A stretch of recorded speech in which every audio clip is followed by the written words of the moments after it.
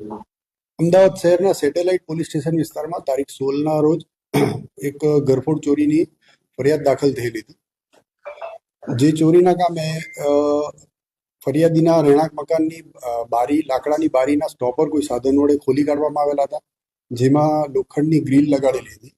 જે કોઈ સાધન વડે કાઢી ઘરમાં પ્રવેશ કરી ઘરમાં મૂકેલા રોકડ અને સોના ચાંદીના દાગીના તેમજ ફરિયાદીના ઘરમાં પોતાના પ્રોટેક્શન સારું લગાવેલા સીસીટીવી કેમેરાનું ડીવીઆર મળી કુલ 1,47,26,000ની ચોરી થયેલાની ફરિયાદ નોંધાયેલ હતી.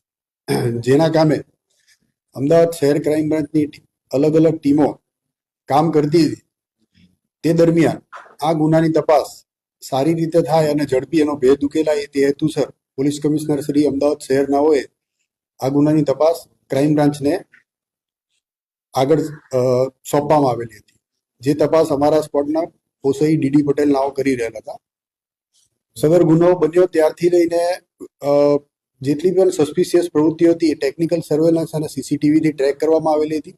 દરમિયાન આજરોજ આ ગુનામાં સંડોવાયેલા 2 આરોપીને ગુનામાં ચોરીમાં ગયેલ 100% મુદ્દામાલ સાથે હસ્તગત કરવામાં આવેલા છે. જેમાં આરોપી નંબર 1 કમલેશ ઉર્ફે ગુગો કાંતિભાઈ સોમાભાઈ આસુંદ્રા, રહેવાસી ખોડિયારનગર, ગુજરાત હાઉસિંગ બોર્ડ, ચાંદખેડા. બીજો અન્ય આરોપી છે મેહુલ મથુરભાઈ પરમાર, રહેવાસી શાહપુર. નાઓને ડિટેન કરવામાં આવેલા છે. તેઓ પાસેથી સદર ગુનામાં ચોરીમાં ગયેલ મુદ્દામાલ પૈકીના 45 લાખ રૂપિયા રોકડા, સોનાના દાગીના કુલ વજન 2 કિલો 278.990 ગ્રામ, કિંમત રૂપિયા 1,01,75,000. ચાંદીના દાગીના કુલ વજન 557.400 ગ્રામ, કિંમત રૂપિયા 50,000નો મુદ્દામાલ કબજે કરવામાં આવેલા છે. આરોપીઓ વિરુદ્ધ કાયદેસરની કાર્યવાહી હાથ ધરવામાં આવેલી છે. આરોપી નંબર 1 કમલેશ ગુનાહિત ઇતિહાસ ધરાવે છે. અગાઉ 10 ગુનામાં ગરફોડ ચોરીના ગુનામાં પકડાઈ ચૂક્યો છે. મેહુલ વિરુદ્ધ કોઈ ગુનાહિત ઇતિહાસ નથી. બંને નાનપણથી પહેલા એમનું રહેઠાણ શંકર ભુવાનના છાપડામાં હતું, જ્યાંથી નાનપણના બંને મિત્રો છે. ત્યાર પછી બંને અલગ અલગ જગ્યાએ રહેવા ગયેલા હતા, પરંતુ દોસ્તી કાયમ હતી. અને કમલેશ ગુનાહિત ઇતિહાસ ધરાવે છે, ચોરી કરવાની ટેવ વાળો છે, જેથી કરીને મેહુલને ચોરી કરવા સાથે લઈ ગયેલો.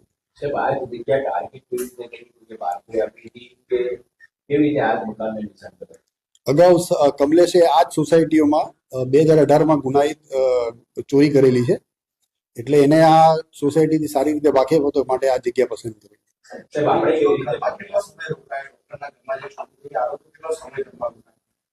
આશરે 1 થી 1.5 કલાક. સીસીટીવી ટ્રેક કરી.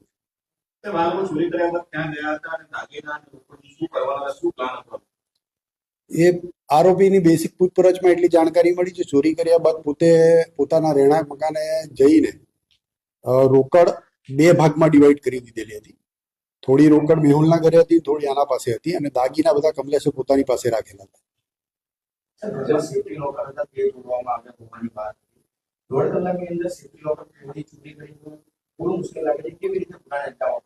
એ પૂછપરછ ચાલુ છે.